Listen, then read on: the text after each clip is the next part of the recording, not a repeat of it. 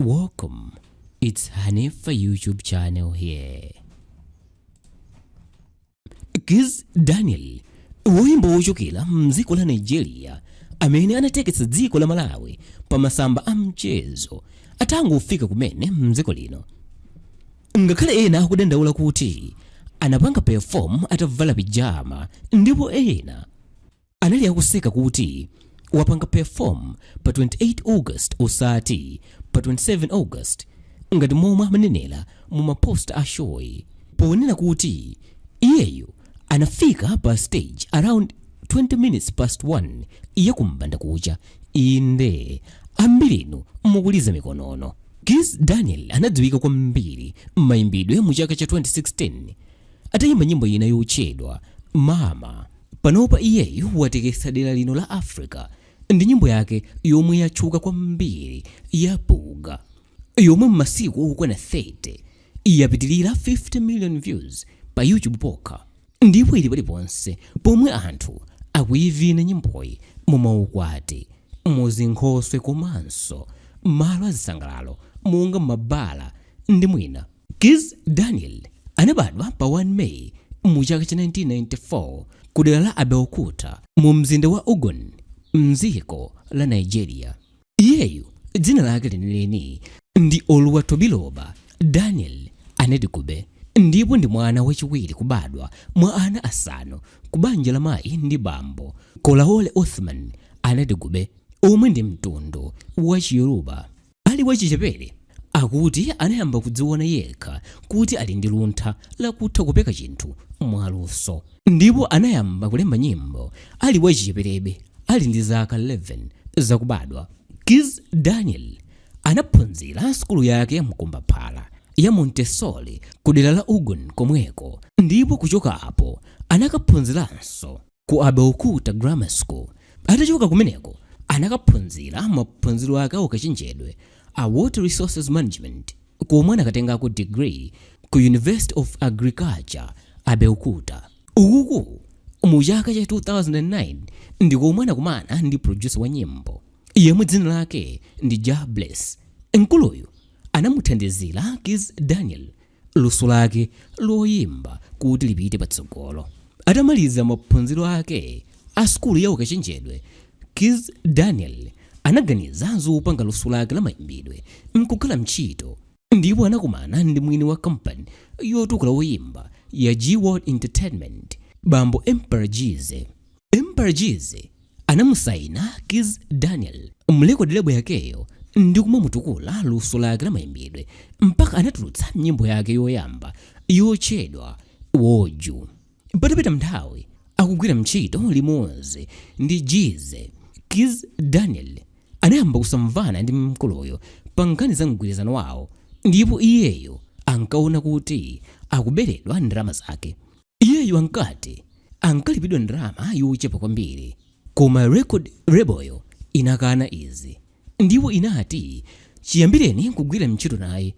Iwowa anamulipira Kizz Daniel ndalama zopitilira 120 million naira. Izizi zinabweretsa mpongwepongwe pakati pa Kizz Daniel ndi Jize, ndipo mapeto ake mgwirizano wawo unathera panjira. Asanathese mgwirizano wake ndi company ya G-World Entertainment, Kizz Daniel anali atajambula kale chimbale chake choyamba chotchedwa New Era mu chaka cha 2016. Mu chimbalecho munali nyimbo monga Woju, yomwe inali nyimbo yapamwamba kwambiri mu chaka cha 2016, ndipo inawina mphoto pamwambo wopereka mphoto kwa anthu aluso mdziko la Nigeria wotchedwa Nigeria Entertainment. Kenako iyeyo anayimba limodzi ndi Wizkid komanso Davido nyimbo ina yotchedwa No Bad Song mu chaka cha 2018, ndipo inali nyimbo yotchuka kwambiri. Kizz Daniel ndi wokwatira, ndipo ali ndi ana awiri. Iyeyu anakwatirana ndi mkazi wina yemwe ntchito yake ndi yovina, ndipo amavina atavala mask ku nkhope kwake kuti asamaonekere. Mkaziyo dzina lake ndi Ova Georgia, ndipo anamberekera ana atatu pakamodzi aja amati triplets. Umu munali mu chaka cha 2021. Mayina anawo ndi Jamal, Jalil ndi Jelani. Jamal anamwalira patangotha masiku anayi okha chibadwireni, ndipo pano Kizz Daniel ali ndi tattoo ya dzina la mwanayo ngati njira imodzi yomukumbukira. Awiriwa anakwatirana pamwambo waukwati wa chimsisi uja amati secret wedding, ndipo nthawi zambiri mkaziyo amaonesa mzithunzi atamvala mphete yomwe anaguliridwa ndi Kizz Daniel kamba ka ukwati wawo. Over Georgia yemwe ndi mkazi wa Kizz Daniel ali ndi zaka 25 zakubadwa, ndipo anthu ena amamuganizira kuti mzimayiyo ndi lesbian malingana ndi zomwe amavala za utomboy akamavina. Pali mkazi wina yemwe dzina lake ndi Chidimma, ndipo zinamvekapo kuti anali pa ubwenzi waukulu ndi Kizz Daniel mpaka banja. Komatu iyeyu mwini anakana izi, ndipo anthu ambiri anakhulupirira zitadziwika kuti wakwatirana ndi Over Georgia. Pali mphekesera zina zomwe zimamveka kuti Kizz Daniel ndi wachipembedzo cha Chisilamu, ndipo iyeyu ndi wopemphera kwambiri. Kizz Daniel anabadwa mu banja la Chisilamu popeza abambo ake anali a mtundu wa Chiyoruba, ndipo anamwalira ali Msilamu. Dzina lake la Chisilamu ndi Dhikrullah, ndipo izi anatsimikiza mwini wake atafunsidwa ndi munthu wina pa Instagram. Bambo Akolaole Uthman anati gube omwe ndi bambo wake a Kizz Daniel amapatsidwa ulemu kuti anathandiza kwambiri kuti mwana wawo afike pomwe ali panopa. Iwowa anadziwa luso la mwana wawo ali wang'ono kuti ali ndi kuthekera kumalemba nyimbo, ndipo anayamba kumulimbikitsa kuti nthawi idzafika adzakwanisa zomwe amafuna. Bambo akewa analinso mphunzitsi wa skulu ya ukachenjedwe ya Federal College of Education, ndipo malingana ndi kuyankhula kwake amati ankakondana ndi bambo akewa kwambiri kusiyana ndi mayi ake moti amakambirana nawo zinsinsi za moyo wake.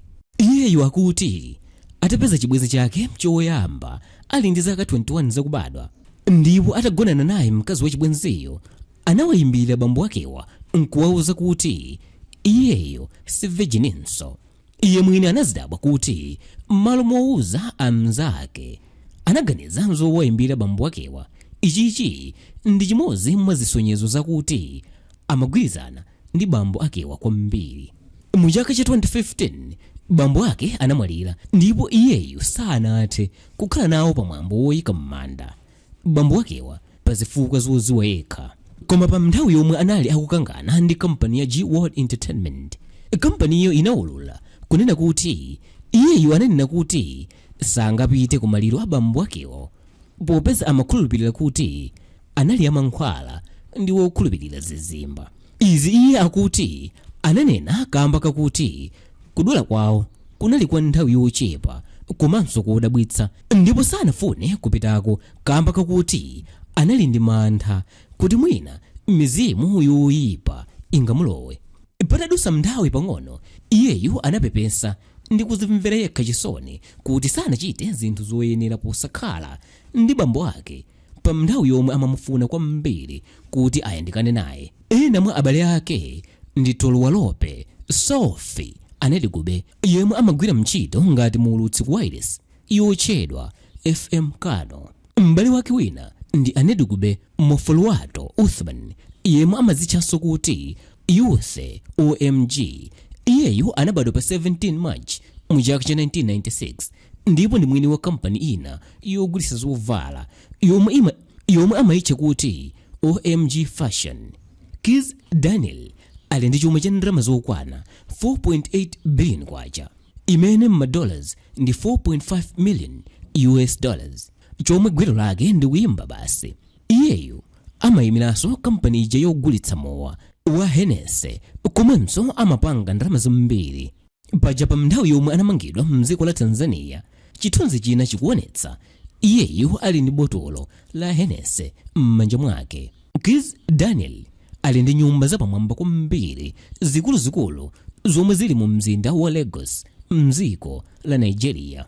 Pa mdipiti wa galimoto zomwe iyeyu ali nazo palinso za mtundu wa Lexus 520, Bentley komanso Chevrolet. Koyamba akuti ankakonda ma sports cars ndipo anasintha kamnthawi kena mu chaka cha 2021 atagula Lexus 520 ndipo ali nayo inanso ngati ija amayendera president achakwera, ndipo pano amakonda galimoto za mtundu wa SUV.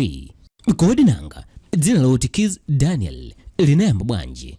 Kwa amene akumudziwa bwino mkuluyu, kuchoka pa nthawi yomwe ankayamba kuyimba, iyeyo ankazitcha kuti Kizz Daniel, ndipo anasintha patatha zaka zingapo kukhala Kizz Daniel kamba kazifukwa zina. Dzina la Kizz linayambira ali ku skulu ya sekondari kamba kakuti ali ndi dimpo imodzi patsaya pake pakumanja.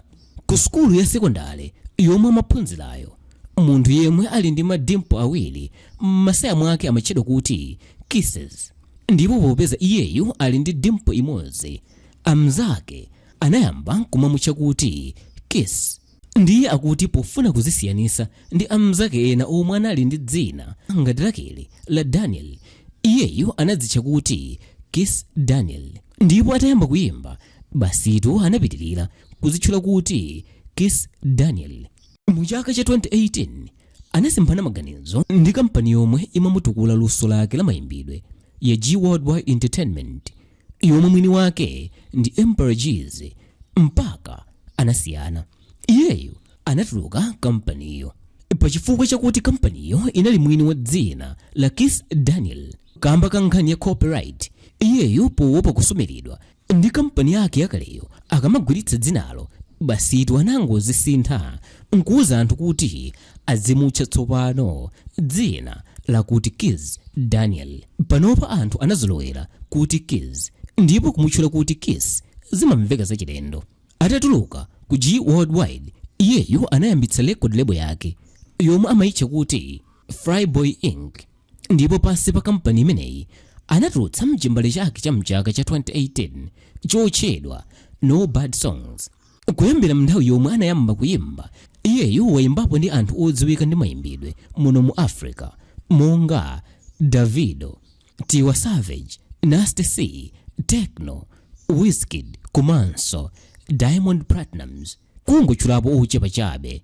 Nyimbo zina zomwe wakhala akuyimba iyeyu ndi monga Shoye, Woju, Upon Me, Mama, I, Hello Baby ndi Buga, yomwe yatekesa dera lonse la Africa. Kizz Daniel anali wokonda kusuta kwambiri, koma pa 1 May mu chaka cha 2022 lomwe linali tsiku lokumbukira kubadwa kwa ana ake, analengeza kuti wasiya kusuta kudzera pa Instagram ukuku akutaya masigareti mu bini. Iyeyo ali ndi omutsatira opitirira 9.5 million pa Instagram, koma iye sasata munthu aliyense.